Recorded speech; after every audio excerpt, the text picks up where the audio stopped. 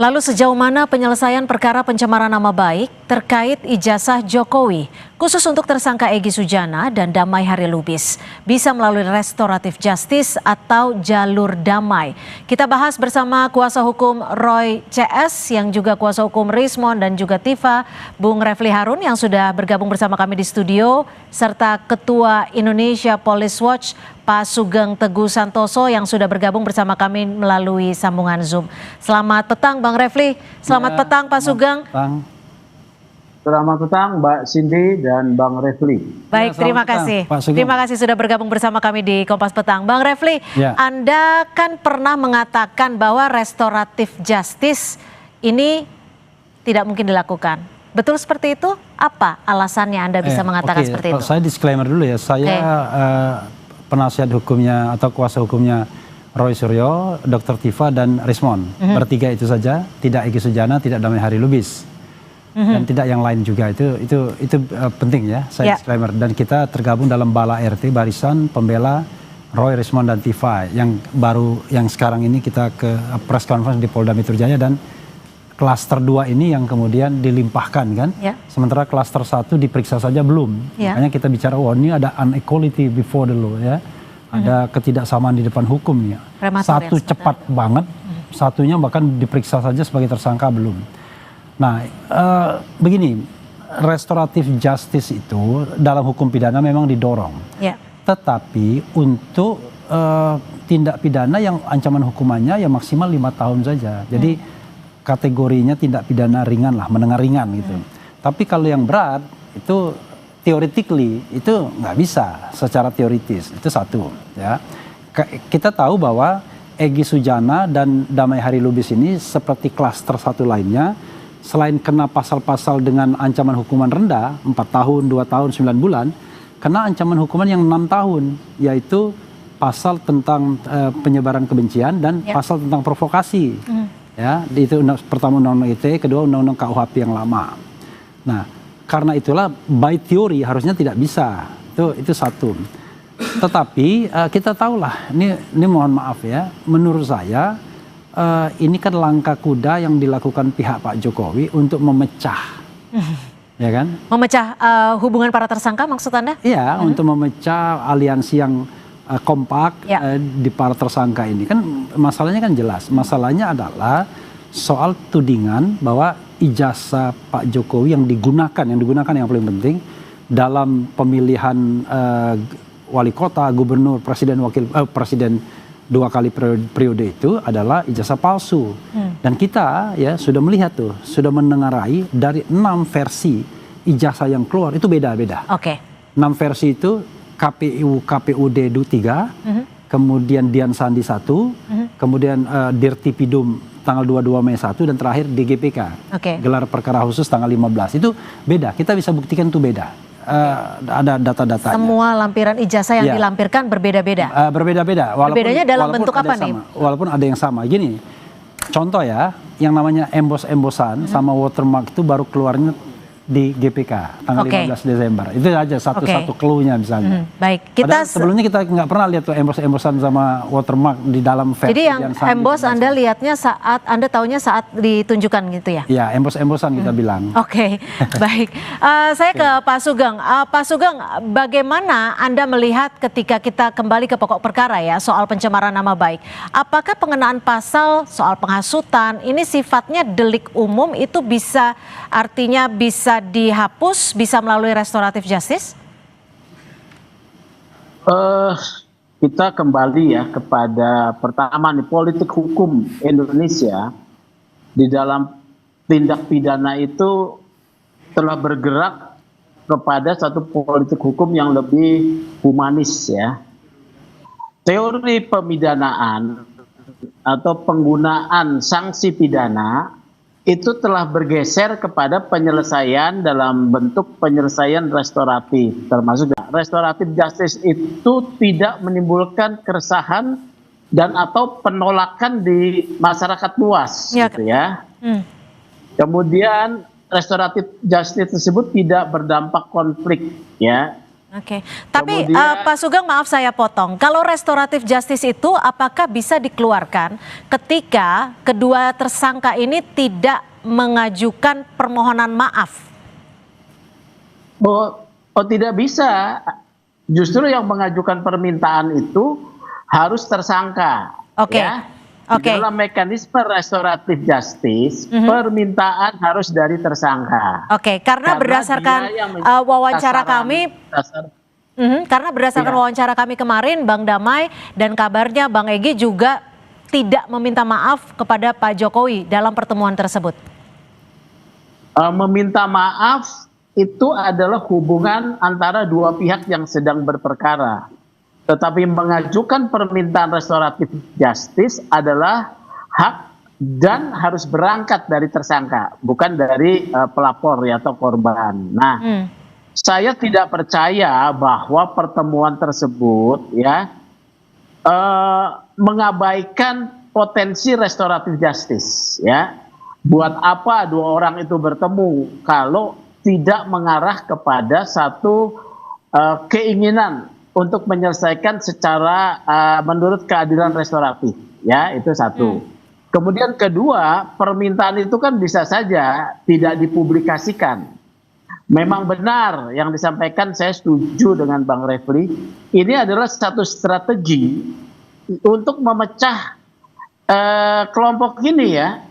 Tapi ini strategi menurut saya bagus-bagus saja ya, mengurangi tensi ketegangan di ruang publik, memenuhi satu syarat filosofi material gitu loh, tidak menimbulkan gejolak, mengurangi tensi ya.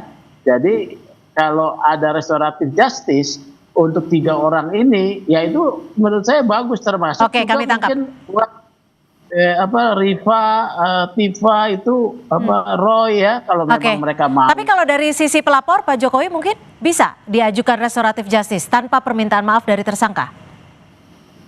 Harus dari tersangka dan ada pemulihan kerugian. Nah ya, pemulihan kerugian itu salah satunya kalau Anda mencemarkan nama orang dan tindakan itu Anda berangkat yang meminta, Anda harus minta maaf ya.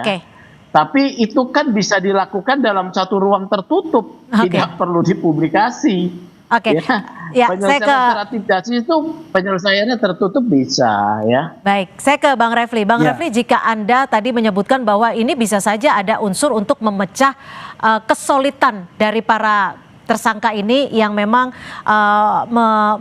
ini kan Pak Jokowi gitu ya. Apakah kasus ini menurut Anda merupakan politisasi dari hukum? Iya, of course. Jadi sebenarnya kalau kita bicara hukum ANSI ya, kasus ini tidak boleh ditindaklanjuti. Kenapa? Karena kan pangkal persoalannya adalah soal keaslian ijazah itu. Iya. Kalau pangkal persoalannya adalah ijazah itu, maka tidak bisa dikenakan pasal fitnah terlebih dahulu sebelum ada putusan pengadilan yang berkekuatan hukum tetap yang mengatakan ijazah itu asli atau palsu. Dan itu putusannya dua ranahnya. Gugatan perdata yang masih berproses di Solo atau gugatan petun pengadilan tata usaha negara. Nah, selama itu belum ada, maka sebenarnya tidak bisa diproses harusnya. Tapi kan masalahnya adalah Polda Metro Jaya, penyidik Polda itu memproses ini. Coba gimana kita mengatakan misalnya bahwa Roy Suryo, Dr. Tifa, kemudian Rismon itu, saya menyebut 3 itu karena kuasa hukumnya. Ya. Dia melakukan pencemaran nama baik, melakukan fitnah, sementara barang yang dipersoalkan sendiri itu belum terbukti, belum proven. Jadi gini, kalau tidak ada dispute di pengadilan atau di ranah hukum, maka UGM berhak mengatakan asli atau tidak sebagai providernya yang mengeluarkan ijazah. Tapi begitu ada dispute di ranah hukum seperti ini, maka putusan pengadilan lah sebagai requirement, syarat untuk menjadi basis apakah itu fitnah atau pencemaran nama baik. Tapi kalau dari pihak Anda, ketiga klien Anda akan melakukan ataupun mengajukan RJ? Ya nggak mungkin lah. Karena tahapan yang awalnya belum selesai. Artinya RJ itu kan ada perasaan kita bersalah. Mereka mengatakan mereka tidak bersalah. Mereka tuh benar mengatakan bahwa ijazah itu 99,9% itu palsu, itu based on scientific proof. Bukan sekedar rasa tidak suka dan lain sebagainya. Dan itu sudah mereka bukukan sebagai pertanggungjawaban ilmiah mereka di buku Jokowi's White Paper.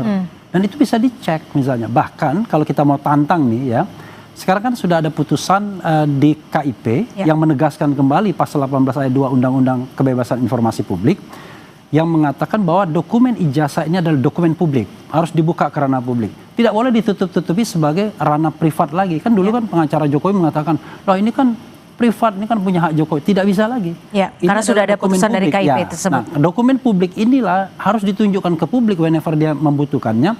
Berani nggak dipotret dengan resolusi tinggi, kemudian diteliti secara bersama-sama apakah yang ditunjukkan oleh Polda Metro Jaya penyidik pada tanggal 15 Desember itu asli atau sebenarnya baru buatan. Kami meyakini itu baru dibuat. Ya, saya ke Pak Sugeng. Pak Sugeng, kalau menurut perspektif Anda, apakah dalam kasus ini, dalam berjalannya rentetan kasus yang bisa dikatakan cukup panjang ini, penyidik dari pihak kepolisian bisa menghentikan kasus sebelum peradilan? Dengan bisa, adanya restoratif justice. Betul ya, dengan penerbitan SP3 melalui satu proses tahapan yang ketat ya. Akan ada gelar perkara khusus ya, setelah ada permohonan dari tersangka, kemudian ada kesepakatan berdamai dengan pelapor ya, ada pemulihan kerugian kalau misalnya itu sisi pencemaran minta maaf ya. Itu kemudian persyaratan-persyaratan tersebut akan diajukan dalam satu gelar perkara khusus ya. Kalau hasil gelar perkara khusus yang mengundang internal polisi dari Irwasum, dari Wasidik yang memimpin, kemudian dari Propam, terpenuhi syarat, bisa akan diterbitkan surat penghentian penyidikan ya. Dan ingat, restoratif justice itu tidak berarti seseorang itu mengaku bersalah. Karena status bersalah itu hanya ditentukan melalui putusan pengadilan, ya. Roy Suryo. Artinya kasusnya tetap lanjut. Kenapa? Artinya kasusnya tetap lanjut, perkaranya tetap lanjut. Tidak dong. Meminta bagi maaf orang itu yang mengajukan. Orang meminta maaf. Jadi yang mengajukan permintaan restoratif justice itu tidak berlanjut. Kalau yang tidak mengajukan ya berlanjut untuk diproses. Di persidangan ya gitu. Saya bisa tambahkan sedikit. Ya, singkat saja Bang. Jadi sebenarnya begini ya. Yang namanya ADR itu Alternative Dispute Resolution itu adalah sebuah paradigma yang memang didorong dalam penyelesaian kasus pidana. Tetapi memang itu untuk yang ancamannya 5 tahun ke bawah sebagai tindak pidana ringan. Kenapa? Negara ini terlalu besar bebannya kalau semua orang mau ke pengadilan, kan begitu.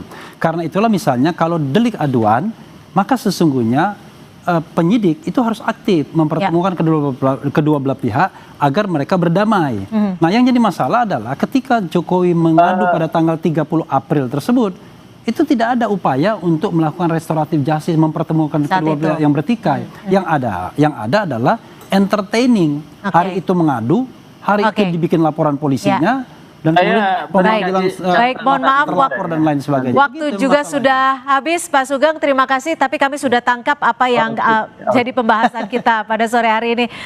Terima kasih Pak Sugeng dari Ketua IPW dan juga Bang Refli Harun, terima kasih. Dan tentunya kita masih menantikan pernyataan dari pihak penyidik kepolisian terkait dengan restoratif justice yang sedang diajukan. Terima kasih. Saudara, informasi lainnya masih akan kami kabarkan usai jeda di Kompas Petang. Korps Garda Revolusi Islam menyatakan kesiapannya untuk bertempur termasuk menghadapi ancaman agresi Amerika Serikat.